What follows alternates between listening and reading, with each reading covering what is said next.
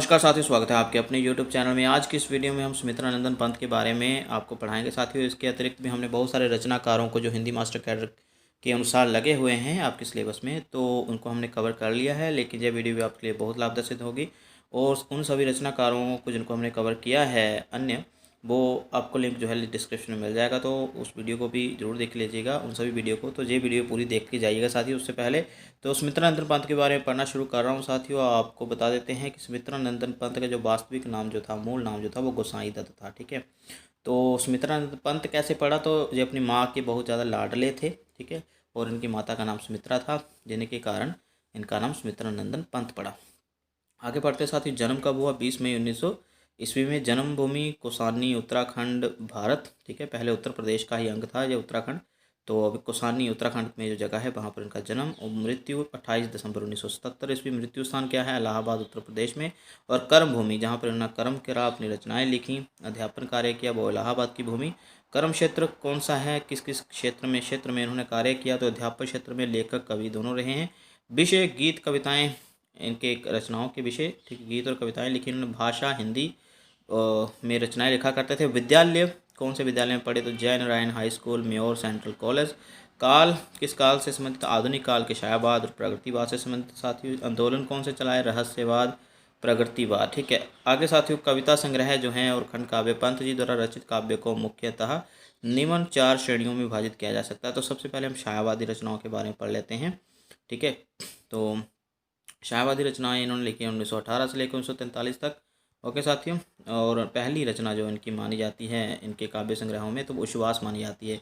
कविता और मानी जाती है, कविता नहीं मानी जाती है। काव्य संग्रह उनका 1920 में छपा था, ये पहला काव्य संग्रह माना जाता है। ग्रंथि 1920 ईस्वी में। पल्लव काव्य संग्रह 1926 ईस्वी में साथियों, याद कर लीजिएगा। वीणा, वीणा काव्य संग्रह उनका 1927 ईस्वी में आया था, और इसमें जो है 1918 से लेकर 1919 तक की कविताएं मिलती हैं। आगे साथियों, गुंजन, गुंजन इनका काव्य संग्रह जो छायावाद की एक अप्रतिम रचना है, 1932 ईस्वी में आई थी। आगे साथियों, प्रगतिवादी रचनाएं 1935 ईस्वी से लेकर 1945 ईस्वी तक मानी गई हैं।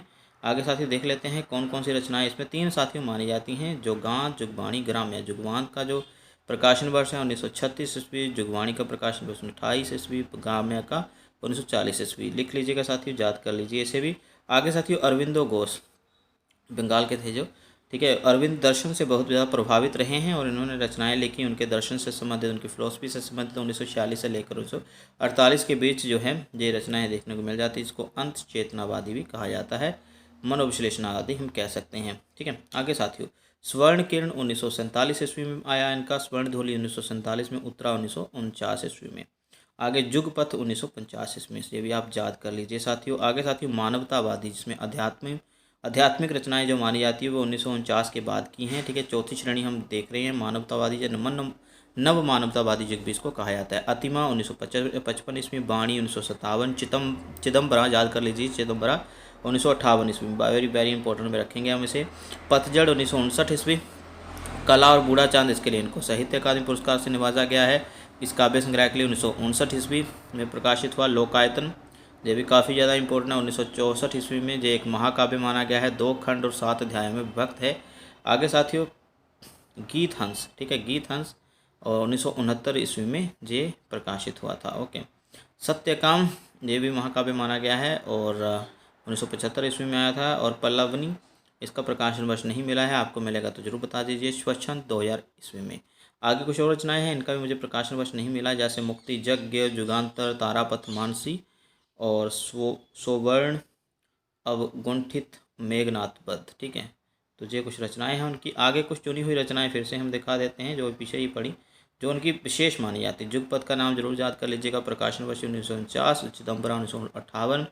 प्लवनी का प्रकाशन वर्ष नहीं मिला है, बता दीजिएगा हमें, पहले ही हमने बताया। शुभछंद 2000 ईस्वी में। तो ये कुछ यादगार रचनाएं उनकी। आगे कुछ नाटक रूपक जो माने जाते हैं। ज्योत्सना उनका गए नाटक माना जाता है, जो 1934 ईस्वी में आया था। रजत शिखर 1951 ईस्वी में। और शिल्पी 1952 ईस्वी में। ठीक है, आगे साथ ही उनका एक आत्म कथात्मक संस्मरण, ठीक है। संस्मरण की भी काफ़ी ज़्यादा शैलियाँ होती हैं। जीवनी परक संस्मरण हो सकता है, घटनामूलक संस्मरण हो सकता है, आत्मकथात्मक संस्मरण हो सकता है, डायरी मूलक संस्मरण हो सकता है। कई प्रकार के 8-9 प्रकार के होते हैं संस्मरण भी।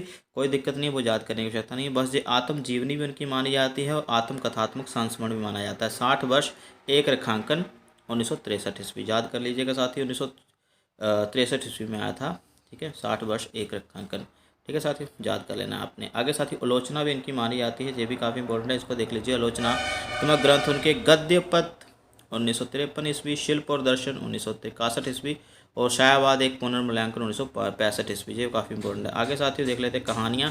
कहानी संग्रह उनके ज़्यादा तो नहीं है, 5 कहानियाँ नाम से एक कहानी संग्रह लिखा था उन्होंने, 1938 ईस्वी में प्रकाशित हुआ था। ज़्यादा इंपॉर्टेंट नहीं है, लिखना लिख लीजिए, नहीं लिखना ना लिखिए।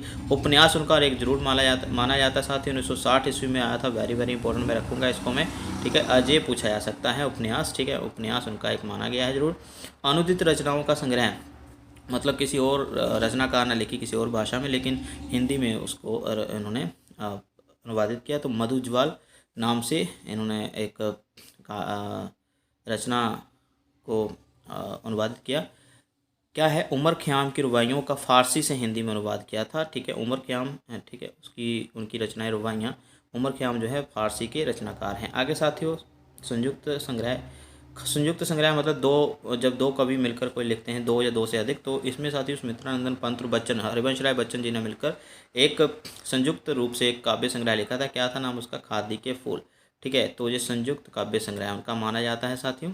आगे साथियों पत्र संग्रह, पंत के 100 पत्र, ये इसका जो प्रकाशन है वो हरिवंश राय बच्चन जी ने किया था, ठीक है। पंत के 100 पत्र 1970 ईस्वी में जो पत्र भी लिखे हैं उन्होंने अपने दोस्तों को या फिर पत्रिकाओं के लिए। आगे साथ पत्रिका भी इन्होंने चलाई है, पत्रकारिता भी करी, उसका भी संपादन किया। 1938 ईस्वी में रूपाव नामक पत्रिका लिखी और इसमें प्रगतिशील जो थी रचनाएं वो छापा करते थे उसमें, ठीक है, उस विचारधारा की थी। आगे साथियों और भी बहुत सारी जानकारियाँ आपको हम देंगे, जैसे कि ये जानकारी है पुरस्कारों के बारे में। पुरस्कार भी बता देते हैं। 1960 ईस्वी में कला और बूढ़ा चांद के लिए साहित्य अकादमी पुरस्कार के नवाजा गया है। आगे साथियों और पुरस्कारों के बारे में हम देख लेते हैं।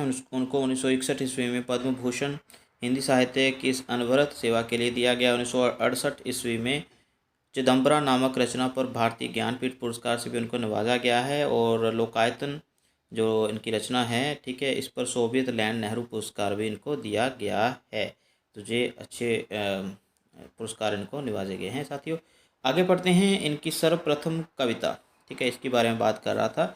उच्छ्वास जो इनका पहला काव्य संग्रह माना जाता है, और प्रथम जो कविता मानी गई है वो है गिरजे का घंटा, जो कि 1916 ईस्वी में आई थी। शायाबाद का घोषणा पत्र या मैनिफेस्टो पंत द्वारा रचित पल्लव रचना की भूमिका को कहा जाता है, ठीक है।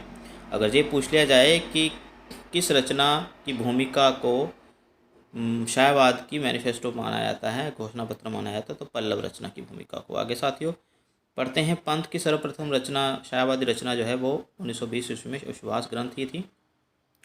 आगे साथियों जुगांत रचना पंत जी की शायावादी दृष्टिकोण की अंतिम रचना मानी जाती है, ठीक है। आगे साथियों जुगवाणी रचना में पंत जी ने प्रगतिवाद को जुग की वीणा बताया गया है, ठीक है, उन्होंने जुगवाणी को जुग की वीणा बताया है प्रगतिवाद की। आगे साथियों पंत को शायावाद का विष्णु भी कहा जाता है। आचार्य नंदलाल वाजपेयी इनको शायावाद का प्रवर्तक मानते हैं, ये भी आप देख लीजिएगा, ठीक है। प्रवर्तक कौन मानता है ना, आचार्य नंदलाल वाजपेयी। और रामचंद्र शुक्ल इनको शायावाद का प्रतिनिधि कवि मानते हैं, ठीक है।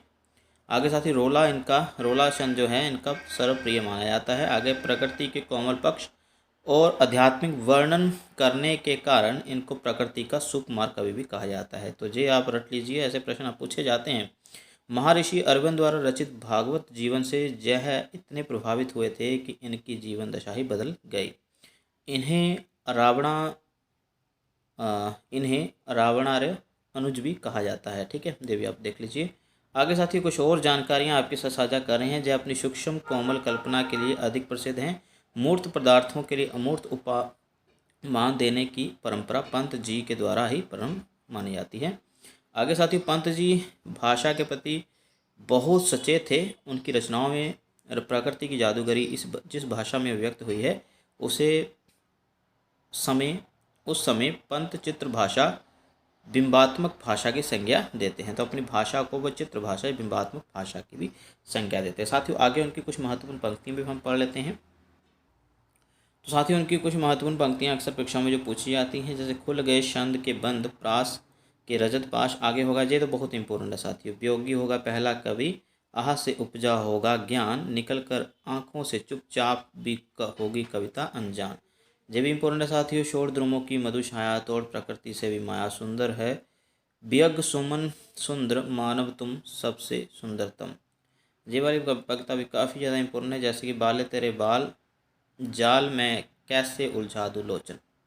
आगे जो कविता पूरी दी गई है, शोर ध्रुवों की मधुछाया। शोर ध्रुवों की मधुछाया मृदु छाया है, तोड़ प्रकृति से भी माया, बाले तेरे बाल जाल में कैसे उलझा दूँ लोचन, भूल अभी से इस जग को तज कर तरल तरंगों को, इंद्रधनुष के रंगों को तेरे भ्रू भृंगों से कैसे भिदवा दूँ, निज मृग सा मन भूल अभी से इस जग को, कोयल का वह कोयल बोल कोमल बोल, मधुकर की वीणा अनमोल, कह तब तेरे ही प्रिय स्वर से कैसे भर लूँ सजनी श्रवण, भूल अभी से इस जग को, उषा सस्मित किस लिए दल, सुधा रश्मि से उतरा जल, ना अधरामृत ही के मद में कैसे बहला दूँ जीवन।